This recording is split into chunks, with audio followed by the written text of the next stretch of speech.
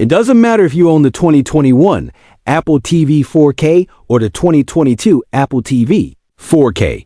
Maybe it still feels fast enough. Maybe Netflix loads instantly. Maybe YouTube runs smooth.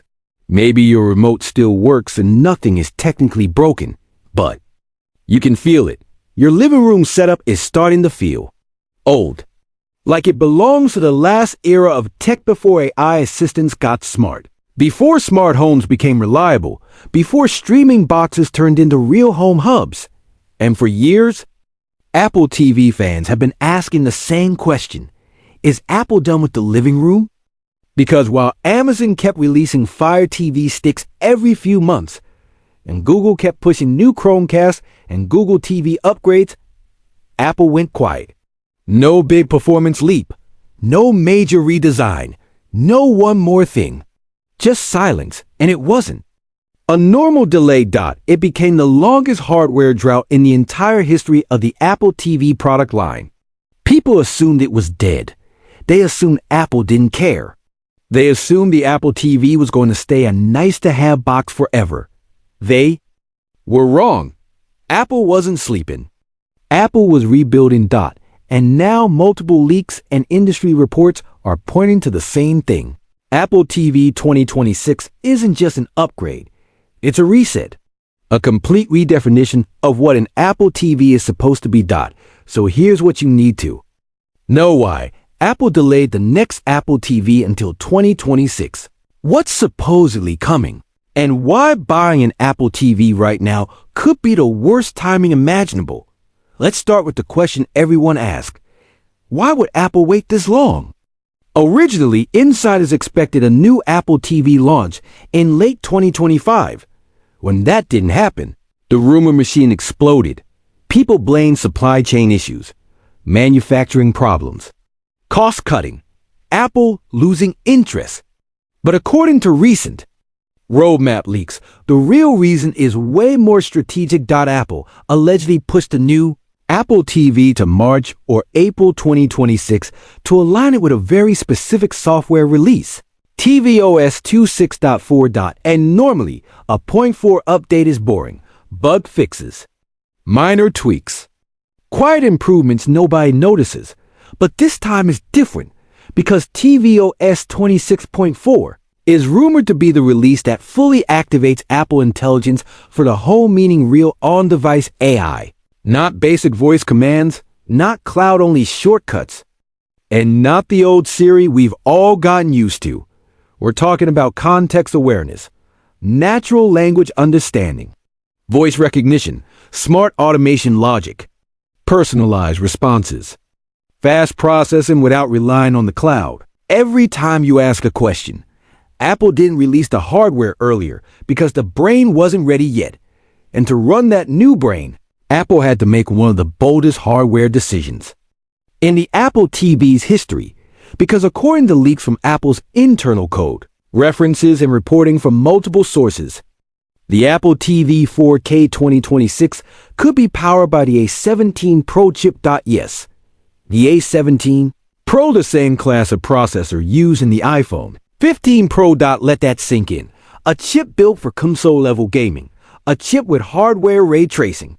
A chip designed for heavy GPU workloads. A chip capable of advanced on-device machine learning and serious AI processing. On paper, it sounds ridiculous. Why would a streaming box need an A17 Pro just to play Netflix? It doesn't. And that's the entire point. Apple isn't building a streaming device anymore. They're building a home intelligence hub. And that brings us to the biggest change of all. Siri is about to change forever, and your current Apple TV probably can't keep up. Let's be honest. Siri on Apple TV today is weak. It can do a few basic things. Search for titles. If you say the exact name, pause and play adjust volume, maybe open an app. That's not an assistant. That's a remote control with voice. But with an A17 Pro level chip, Apple can run much larger AI models locally on the Apple TV itself. That means no constant cloud dependency, no long delays, fewer "I didn't get that" moments, better privacy. Because requests don't always need to leave your home, and it unlocks a completely different type of Siri. Instead of saying, play Stranger Things, you could say, play something funny but not stupid from the last 5 years that my kids can watch too. And Siri could actually understand what you meant. It could filter by rating, genre, your family profiles, your watch history, time of day, and your viewing habits, then serve a real answer, not a random list.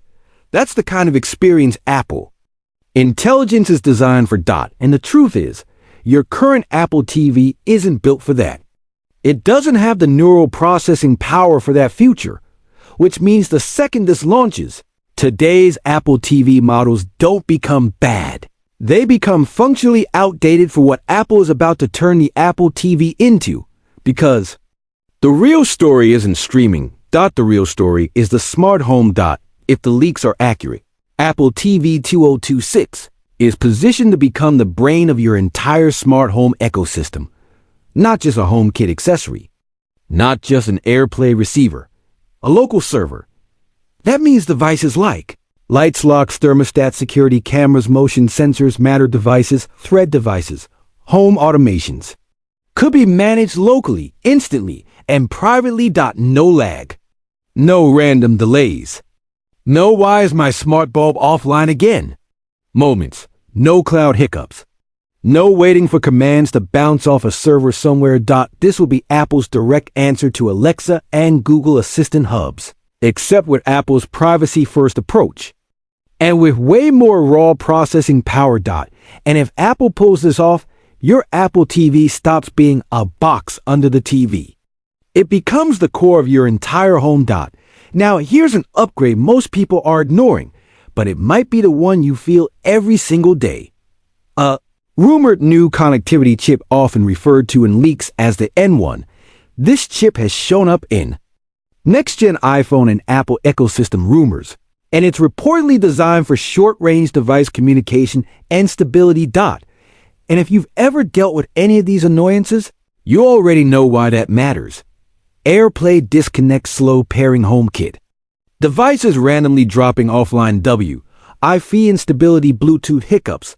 That moment when your iPhone keyboard should pop up on Apple TV. But doesn't a dedicated connectivity chip could make Apple TV feel instant in a way that spec sheets never explain?